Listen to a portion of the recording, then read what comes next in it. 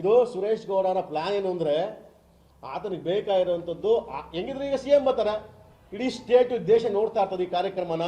ಏನೋ ಒಂದು negative statement ಹಾಕಿದ್ರೆ ಮಾಧ್ಯಮದ ಸ್ನೇಹಿತರು ಅವ್ರನ್ನ ತೋರಿಸ್ತೀರಾ, ಬಿಂಬಿಸ್ಕೊಬೇಕು, ಮಾಧ್ಯಮದ ಮುಂದೆ ಬಿಂಬಿಸ್ಬೇಕು ಅಂತ ಉದ್ದೇಶ ಇಟ್ಕೊಂಡೆ ಈ ಸ್ಟೇಟ್ಮೆಂಟ್ಗಳು ಬಿಟ್ಟರೆ ಬೇರೆ ಇನ್ಯಾವುದೂ ಉದ್ದೇಶ ಅಲ್ಲ. ಈಗ ಒಂದು ಆಡಿಯೋ ನಾನು ನಿಮ್ಮ ಮುಂದೆ ಪ್ಲೇ ಮಾಡ್ತೀನಿ, ದಯವಿಟ್ಟು ಮಾಧ್ಯಮ ಸ್ನೇಹಿತರು ಅದು ಯಾವ ರೀತಿ ಈ ರಾಜ್ಯದ ಜನತೆಗೆ ಕಳಿಸ್ಕೊಡ್ತೀರೋ ಗೊತ್ತಿಲ್ಲ, ಕಳಿಸ್ಕೊಡಿ ಇದನ್ನು.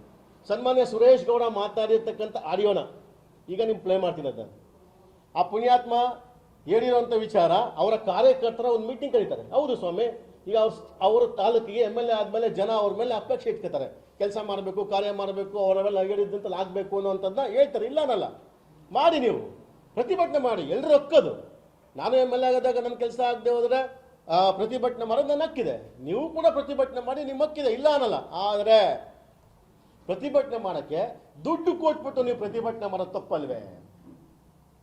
ಎಷ್ಟು ಲಕ್ಷ ಬೇಕಾದ್ರೆ ಕೊಡ್ತೀನಿ, ನೀವು ಬಾವುಟ ಆರಿಸಿ, ಕಪ್ಪು ಬಾವುಟ ಆರಿಸಿ, ತಪ್ಪಲ್ವೇ? ಹಾಗಾಗಿ ಜನಕ್ಕೆ ಪ್ರವೋಕ್ ಮಾಡ್ತಾವ್ರೆ. ಅವರು ಅಲ್ಲಿ ಇರೋ ಕಾರ್ಯಕರ್ತರಿಗೆ ಹೇಳಿದ್ರು ಅಥವಾ ರೌಡಿಗಳಿಗೆ ಹೇಳಿದ್ರು, ಯಾರಿಗೆ ಗೊತ್ತು, ಇದಕ್ಕೊಂದು ತನಿಖೆ ಆಗ್ಬೇಕಲ್ವಾ? ಸೊ ಹಾಗಾಗಿ ಆಡಿಯೋನ ಪ್ಲೇ ಮಾಡ್ತೀನಿ. ಸನ್ಮಾನ್ಯ ಸುರೇಶ್ ಗೌಡರು ಮಾತಾಡಿರ್ತಕ್ಕಂಥ ಆಡಿಯೋನ ಪ್ಲೇ ಮಾಡ್ತೀನಿ ಈಗ. ದಯವಿಟ್ಟು ಮಾಧ್ಯಮ ಸ್ನೇಹಿತರನ್ನ, ಯಾಕಂದ್ರೆ ಇದು ತಪ್ಪು ಸಂದೇಶ ಹೋಗ್ತದೆ ಇಡೀ ರಾಜ್ಯಕ್ಕೆ, ದೇಶಕ್ಕೆ. ಒಬ್ಬ CM ಬಂದಾಗ ನೀವು ಪ್ರತಿಭಟನೆ ಮಾಡೋ ರೀತಿ ಯಾವ ರೀತಿ ಇರಬೇಕು ಅಂದರೆ, ನಿಮ್ಮ ಹಕ್ಕುಗಳನ್ನ ಹೋಗಿ ಕೇಳಿ ಅವ್ರ ಹತ್ರ. ನೀವು ಕಾರ್ ಮುಂದೆ ಮಲಗ್ತಿರೋ ಎಲ್ಲನ ಮಲಿಕಳಿ, ನಮ್ಮ ಪ್ರಶ್ನೆ ಅಲ್ಲ ಅದು. ನಿಮ್ಮ ಕ್ಷೇತ್ರಕ್ಕೆ ದುಡ್ಡು ತಗೊಂಬಂದು ಕೆಲಸ ಮಾಡಿ. ಆದರೆ ಒಬ್ಬ ಮುಖ್ಯಮಂತ್ರಿಗಳು ಬಂದಾಗ ನೀವು ಪ್ರವೋಕ್ ಮಾಡೋದು ಹೆಂಗೆ?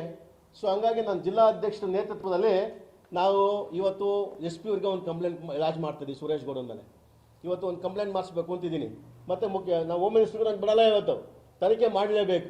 ಅವರು ಅಲ್ಲಿ ಮಾತಾಡಿರೋ ಸಭೆಗಳಲ್ಲಿ ಅವ್ರ ಕಾರ್ಯಕರ್ತರ ರೌಡಿಗಳಿದ್ರ ಅಥವಾ ಯಾರು ಟೆರರಿಸ್ಟ್ ಇದ್ರೆ ಯಾರು ಗೊತ್ತು? ಅವನು ಯಾರೋ ರೆಕಾರ್ಡ್ ಕೇಳಿದ ಮೇಲೆ ನನ್ನ ಮಾತುಗಳನ್ನ ನಿಮ್ಮ ಜೊತೆ ಮುಂದುವರಿಸ್ತೀನಿ. ದಯವಿಟ್ಟು ಆ ಆಡಿಯೋ ರೆಕಾರ್ಡ್ನ ಕೇಳಿಸ್ಕೋಬೇಕೀಗ.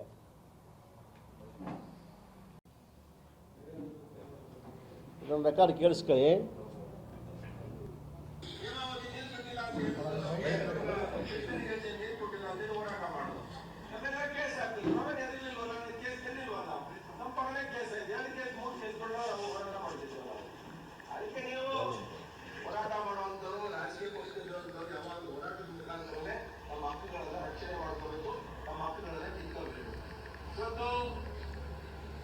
ಹೋರಾಟ ಮಾಡಿಲ್ಲ ಅಂತ ಹೇಳಿದ್ರೆ, ನಾವು ಧ್ವನಿ ಎತ್ತಿಲ್ಲ ಅಂತ ಹೇಳಿದ್ರೆ, ಈ 5 ವರ್ಷದ ಚುನಾವಣೆ ಎದುರಿಸಕ್ಕಾಗಲ್ಲ.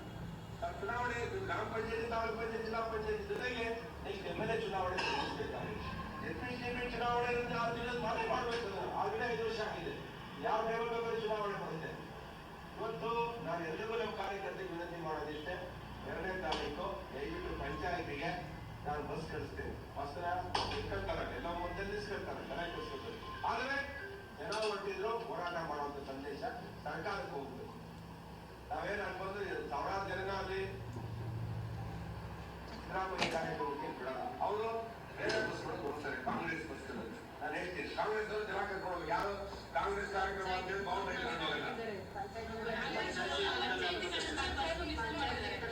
ಹೇಳಿಲ್ಲ. ಆ ಬಸ್ಸನ್ನ ಕೂತ್ಕೊಂಡ್ ಬರ್ಬೇಕು, ಅಲ್ಲೇ ಬೌಂಡ್ ಹಾಕ್ಬೇಕು. ಹೇಳಿದ್ದಲ್ಲ, ನಾನು ಇವಾಗ ಹೇಳ್ತಾ ಇದ್ದೀನಿ ನಿಮ್ಗೆಲ್ಲ.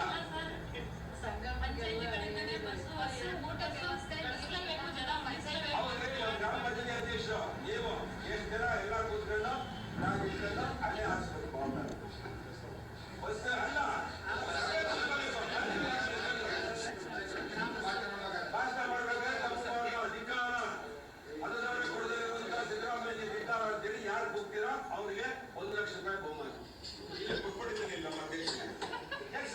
ನೀವೇ ಕೂತ್ಕೋಬೇಕು, ಯಾರು ಹೆಚ್ಚಿದಾರ ಬೇರೆ ಇರೋ ಯಾರಿರೋ ಧೋರಣ.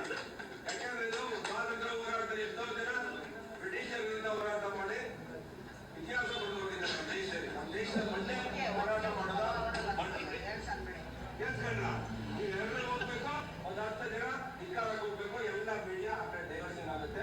ಅವಾಗ ಗೊತ್ತಾಗ್ತಿದ್ದು ನಾವು ಹೋರಾಟ ಯಶಸ್ವಿ ಪಾರ್ಟಿ ಜನಗಳ ನೋಡೋಣ. ಗ್ರಾಮಾಂತರ ಯಾರು ಕರ್ಕೊಂಡು ಹೋಗ್ಬೇಕು ಕೇಳಿಸ್ಕೊಂಡ್ರ ಅವ್ರ ಬಸ್ಸಲ್ಲಿ ಹೋಗೋದು ಅಲ್ಲಿ ಧಿಕ್ಕಾರಕ್ಕೆ ಹೀಗಿದೆ.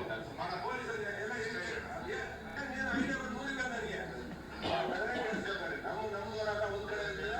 ನಮ್ಮ ಕಾರ್ಯಕರ್ತರು ಅದನ್ನ ಪ್ಲಾನ್ ಮಾಡಿ ಅಲ್ಲಿ ಹೋಗಿದ್ರೆ ಎಷ್ಟು ಜನ ಹೋಗ್ತಾರ 10 ಲಕ್ಷ ರೂಪಾಯಿ ಅದಕ್ಕೆ ಇಟ್ಟಿರ್ತೀನಿ. 10 ಜನ ಹೋಗಿ 10 ಜನ ಇಲ್ಲ 25 ಜನ 25,000 ರೂಪಾಯಿ